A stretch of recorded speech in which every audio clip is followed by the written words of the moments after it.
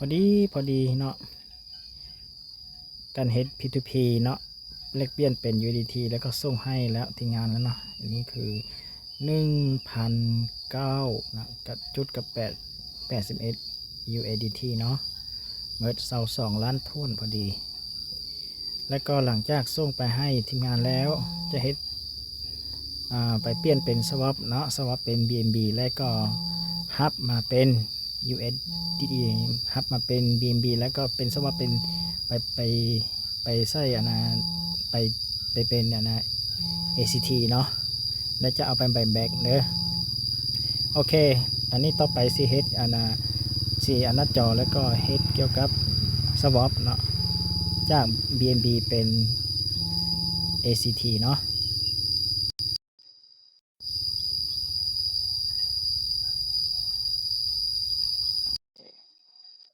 พอท่านหัดเขาก็โทรไปเลย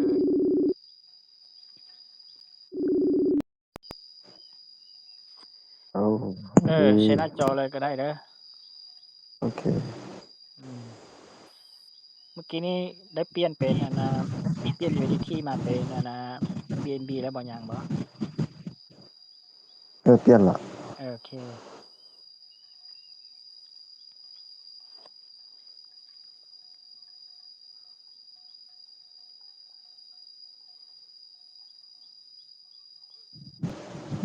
โอ้ยเฮ็ดเวียกทางไกลก็ได้เนาะเอาเนาะผู้นึงอยู่เกาหลีก็เฮ็ดผู้นึงอยู่ลาวก็เฮ็ดเวียกได้เนาะ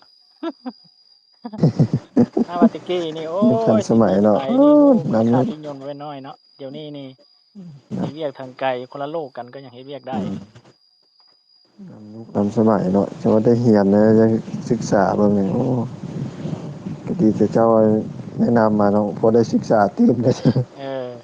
อยากรู้อยากเรียนอยู่เลยได้มานี่ก็มีเวลาก็มาเว้มายามเลยเด้อก็คิดว่าคันเบิ่งมีเงื่อนไขเหมาะสม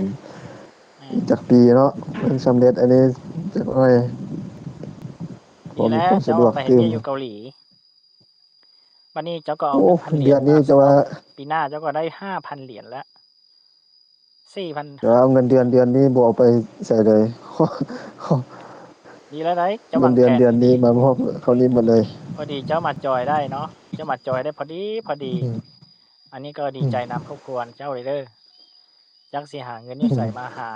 มาเฮ็ดจึงได้ส่ำนี้ได้เขาว่าอยู่ลาวแต่อยู่เกาหลีก็เขาว่ายังว่าโอ้เจ้าเอาเงินส่งมาใส่บัญชี2ล้านปีหน้าก็2ล้านคือเก่า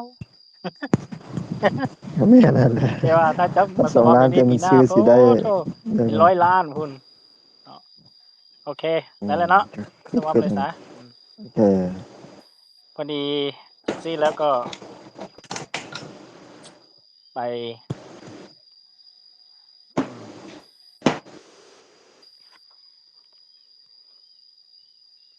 กดเบิ่ง BNB อีกเทื่อหนึ่งดูเท่าไหร่กะ 1,000 เหรียญนี้ได้ BNB เท่าไหร่ 1.5 1.5 เนาะสิสวัปทั้งหมด 1.5 เลยเนาะแล้วก็07อันนี้จงเป็นค่าแก๊สไว้ทีหลังเอาก็ได้บ่แม่นโอเคแม่น 1.5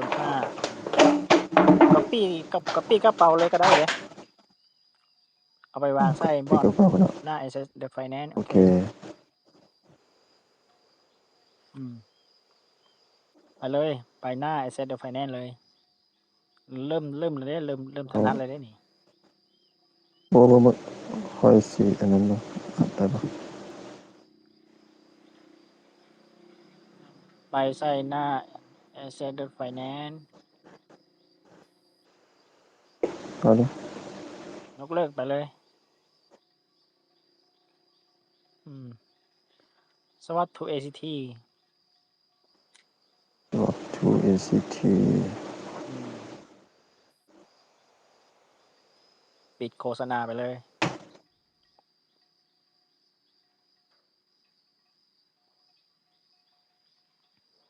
อยู่ทางเฮานี่ก็อ่านวิดีโอเป็นประวัติศาสตร์เด้อส่งไปหนุนใจทีมงานเด้ออยู่ในมิเลียนครับโอเคเข้าไปที่ พอดี Swap เลย Swap now เลย Swap now และบอล BNB มันเปลี่ยนเป็น BNB อัตโนมัติแล้วปะเลื่อนลงรุ่มนิดนึง เป็น BNB เลื่อนลงรุ่นนิดนึงโอเคเมื่อกี้นี่แมนเท่าไหร่ก็เมื่อกี้นี่นะอันนี้แมนสุดตะกี้อันนี้นะสุดตะกี้มันเป็น1.5มันเป็นอันนะรีซีฟเลยได้นี่นะสุดก่อนนั้นอันนี้นะใส่อันนะเลื่อนขึ้นเทิงนิดนึงดูใส่สวัสดนาวดูให้มันเปลี่ยนเป็นตัวใหม่ลงรูปนิดนึงให้มันเปลี่ยนตัวใหม่เลยโอเคสวัสด again คือว่าเขาชิสวัสดตื่มอีก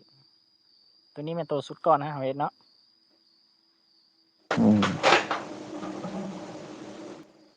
โอเคเลื่อนขึ้นเทิงนิดนึงแบบนี้มาตั้งค่าไม้มานี่นะเป็น BTC ฮันเปลี่ยนเป็น BNB เลยเป็น BNB เซิร์ฟก็ดีเลยเพราะมันไวหลายเหรียญโพดโอเคตัวรูปมันแหละเอาเลยดีเริ่มถนัดแล้ววันนี้นะอันนี้แหละก็เขาเฮ็ดคอมมูนิตี้เขาสิประมาณเฮ็ดคอมมูนิตี้น้อยกันได้เฮ็ดแล้วมันก็เอาไข่อันนี้บ่ทันจื้อปานใดนั่นเลยเด้บัดนี้กำหนดมึงเด้อกำหนดว่าเมื่อกี้นี้แม่นเท่าไหร่ก็ 0.1 เท่าไหร่ 1.5 BNB 1.5 BNB ป่ะโอเค 1.5 1.5 จุด1.5โอเคไป copy เลขกระเป๋าอยู่ลุ่มเด้อเพื่อสิหับเอากดเบิ่งได้ในเลขกระเป๋านะห้ามเอาของคนอื่นมาใส่your address เนาะเจอตัว your address กดเบิ่งกระเป๋าตัวเองได้ป่ะ0 แอปดีถูกต้องละดีตัวเทิงให้ได้กดเบิ่งเลยมันคำนวณออกมาแล้วบ่ได้ 18,000 บ่ 18,000นะเบิ่งเขาเบิ่งเพื่อความมั่นใจนิดนึงว่าจาก 8,000 BNB แท้1.5 เท่ากับ 1,000 พอดีเนาะโอเค 1,000 พอดี 1,000 กับ 0.8 USDT โอเคแล้วเนาะโอเคซ้ำนี้แล้วก็กดก่อนลุ่มสวอปไปเลยสวอป now swap now ไปเลยเล่นไปเลยกดเบิ่งเทิงเด้อว่ามันส่งแล้วบ่มันจะส่งคำสั่งเนาะได้ 18,000 พุ่นนะได้หลายเด้เนาะบัดนี้สเตตัสเบิ่งสเตตัสเขาเจ้าส่ง QR มาแล้วเนาะเลื่อนลงมาอีกนิดนึงเขาเจ้าส่ง QR มาแล้ว copy QR หันไปใส่ MetaMask ตัวของเขาหันเลยแล้ว copy ทางหลังหันโอเคไปกับไปหน้ากระเป๋าของเขาแม่น BA7 เด้อทางหลังทางหน้าแม่นสูงอีก3ทุกครั้งแม่นอย่าลืมกดแบบนี้เนาะเพื่อว่าย่านเฮา copy ได้กระเป๋าของคนอื่นนะ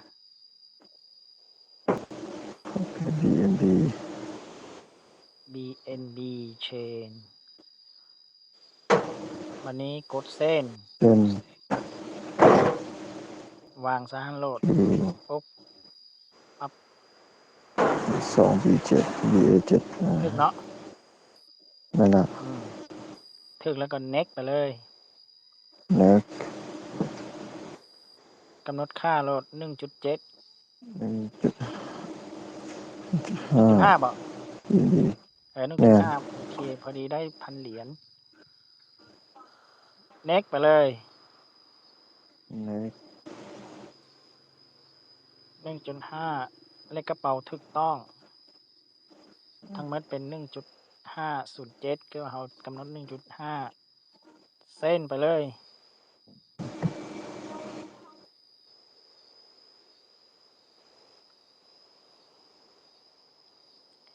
ซีเอาไปแบงบ่ไปแบงต่อเลยก็ได้นะแม่ไปแบงต่อเลยซะเฮาสิอัดวิดีโอเอาไปหนุนใจทีมงานเบิ่งดู วันนี้ค โอ อน เค เฟิร์มเลย เนาะ เนาะเซ็นคอนเฟิร์มเลยเนาะ แม่น เพราะว่าส่งไปแล้วได้ส่งไปให้กระเป๋าของ SS ส่งมาหั่นเลย เอาไป วันนี้เราไปเบิ่งกลับไปเบิ่ง เบิ่ง Asset หน้า SS Finance เนาะ เสร็จเนาะ อืมโอเค เบิ่งตัวเทิงมันมีสเตตัสอยู่เทิงหั่นว่ามันบอกแนวใดมันบอก pending เนาะมันบอกว่าให้เราท่าหน่อยนึงว่าซั่น เออ อืมเบิ่งดูมันว่าสิได้เท่าใดก็ 18,000 เท่าใดถ้าราคาบ่ผันผวน 18,207 แล้วก็บวกใส่โต 3% นั้นแม่น500เนาะปรับ จะบวก500 จอยโอเคเราท่าแล้วเราท่าจักหน่อย มาเลยเด้ S มัน ได้แล้ว ได้ เนาะ เลยเด้ไวอีหลี receive แล้วเนาะ refresh มึงรู้ได้แล้วบ่ยัง บางเทื่อนี่โทรศัพท์เฮาซ่าแล้ว refresh เข้ามาได้แล้วก็เอาไป buy back เลย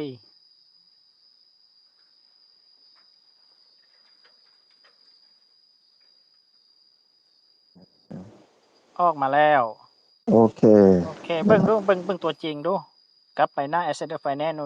ได้ตามเป้าบ่หรือได้เกินบ่บางเทื่อได้เกินนี่บางเทื่อได้รุด มาเบิ่งตัวใด ลงรุ่นเลื่อนลงเบิ่งรูนิดนึง 18 18 746 โอ้ได้ 18 เกินเนาะ 746 2บ่ใส่5ก็เป็น7คือเก่านั่นแหละเนาะ รุดหน่อยนึง โอ รุด เค หน่อยนึง ถูกต้อง เอาไปกลับไป 6-7 หน้า เหรียญ กระเป๋าแล้วก็สิไปบัดนี้ไป buy back บ่ buy back ก็เห็นแล้วนะเมื่อกี้นี่เห็นแล้วเด้เนาะ แม่น โอเคไป 3J หั่น buy back ต่อเลยบ่ได้แคร์หยังเลย buy back อย่างเดียวรับเงินปีหน้า 500% 500กว่าเปอร์เซ็นต์โอ้ยังเหลือน้อยเลยเด้27%นึงสิเอา33คือเก่าบะ 33นะ เซล 0.33 ด้านแล้วมันสูงเลย บ่ ด้ว ได้ ย แคร์หยังเลยกำหนดค่าเบิ่งดูเจ้าสิ buy back เท่าใดเดี๋ยวนี้แม่น 19,000 เนาะเจ้าก็ 19,184 buy back มาเลยบ่ ใบแบก จบ เอา เลยบ่ 18อะสิปะไว้1,000นึง หว่า สิเอา กำหนดเอง ใบ เลย แบก เด้อ 18อะ กำหนดเองเลยว่าสิเอาเท่าใด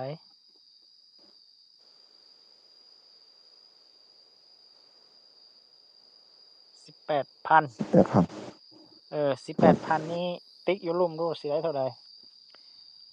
ได้ 6,033 6,330 เฮาลงทุน 1,000 เหรียญแล้วได้ 6,000 เหรียญมานี่ได้ 6,000 กว่าเหรียญนี่ คุ้มค่าบ่เนี่ย ได้ โอเค 5,900 เนาะแต่ว่าของเจ้าหั้นยังบ่หมดได้ ACT มื้อนี้นะมา10 19 18กว่าเนาะเขาลงทุน1,000 ได้ เพราะมัน 5,000 เนาะ ก็ยังค้างมาเพราะก็มี ACC ค้างไว้มันสิปะไว้เบิ่งได้ ไปหมดแล้ว ฉะนั้น 18,000 นี่ยังบ่หมด $1,000 เด้แต่ว่าได้มาแล้วเด้ 5,900 โอเคตกลงบ่หรือเจ้าสิเอา 6,000 เต็มบ่ 18ครับลองเบิ่งเอา เอา 19,000 มึงดู 18,500 18,500 มึงดูเมื่อกี้นี่มัน 18,700 เนาะ $1,000 พอดี 6,100 โอเคบ่ 66โอเคลงถึง 1,000 ให้ได้ 6,100 ซะปะโทกำไรหลายเลยได้ $5,105 กำไรล้วนๆเลยคำว่าโอเคแล้วก็เซล 0.33 ให้เลยรอท่าเบิ่งดูมันเป็นจังไดปินรอท่ามันกดซ่อมเด้อ next ไปเลยบัญชีนั้นแหละ next ต่อไป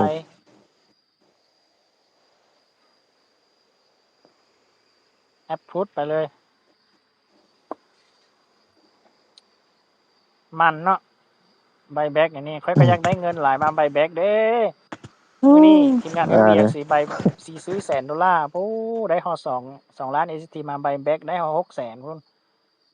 อืมได้ฮอดได้หกจักเท่าไหร่1,000,000ได้เท่าไหร่300,000บ่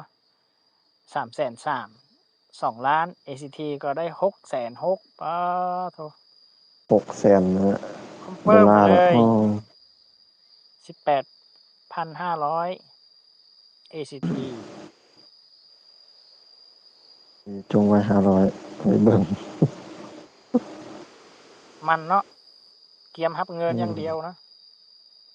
โอ้ยจะไล่แม่ พอดีเงินเดือนออกเมื่อวานนะ ได้หลายเลย เดือนเอาไว้ transaction 66 complete แล้ว transaction เนาะหมายความว่าของเจ้าเรียบร้อยแล้ว โอเคมันรีเฟกเบิ่งดูยูโรมันได้บ่390มื้อ6,100โอเคเบิ่งระยะเวลานิดหนึงเลื่อนมาทางซ้ายนิดหนึงให้เฮาเบิ่งให้มันเวทตัวหน้าเวทแอปหั่นโอเคไป6,114เนาะหรือเซลล์เนาะเซลล์8เนี่ย29เดือน 18,500 6 ACT เนาะราคา 0.33 เริ่มต้นวันที่4เดือน6เนาะเวลา 12:56 นาที 46 วินาทีเนาะแล้วก็จะได้เมิดสัญญาหรือว่าฮับเคนเนาะในเวลาในวันที่29เดือน6ปี2026เนาะเวลา 14:56 นาทีจุด44วินาทีเนาะหลังจากนั้นไปแล้วก็เจ้าตั้งเวลาเบิ่งกดเคนแล้วก็เงินเข้ากระเป๋าได้เลยเนาะ ที่ว่าจาก14โมงเป็นไล่เป็น15โมงไปเนาะ15 โมงก็ได้15โมงไปถือว่าเคลมไปได้แล้วแม่นจะเห็นตัวเคน USDT เขียวๆนะแล้วแจ้งๆขึ้นเออมาแล้วก็กดเคนมันจะแล้วก็แจ้งขึ้นมาเข้ากระเป๋าเลย เจ้าเฮ็ดจักโอเคสัญญาแล้วเลื่อนเบิ่งดูเลื่อนเลื่อนเลื่อนเลื่อนเลื่อนเป็นเบิ่งก็ได้ซี่เหรอเด้ให้มันเห็นโอเค8 9ป๊าซี่สัญญาโธ่1,800บวก900บวกใส่6,000เจ้าก็ได้ประมาณเป็นปีหน้า1,300เลย ปีหน้าเจ้าก็ได้หลายเติบไปเด้เกือบ10,000แล้วบ่ฮอดแล้วบ่ บ่ตัวนี้1,300มันใช่นี่1,300บวก900ก็เป็น900 909เนาะเป็น990ก็เป็น2,000 2,000 4,000อ่า3,000เนาะ3,000 2,000 3,000ก็เป็นเป็นเออ4,000 4,000บวก6,000ก็เป็น10,000เลยเด้ 3,600 9,000 9,000 9,000บ่9,000อืมดีแล้วแหละ10,000ก็ถ้าเป็นเงินกีบ 9,000 นี่ก็อยู่ประมาณ200กว่าล้านบ่ก็น่าจะ 200กว่าล้านนี่ถ้าเจ้าเฮ็ดเวียกอยู่เกาหลีนี่1ปีแล้วเจ้าจึงเฮ็ดเวียกได้เนี่ย โอเคดีใจนำเด้อเต็ม1ปีขอบใจเด้อโอนี่เคได้แล้วเด้อขอบใจโอเคหลายๆเด้อขอบใจมีหยังโทรหาเด้อโอเคโอเคได้แล้ว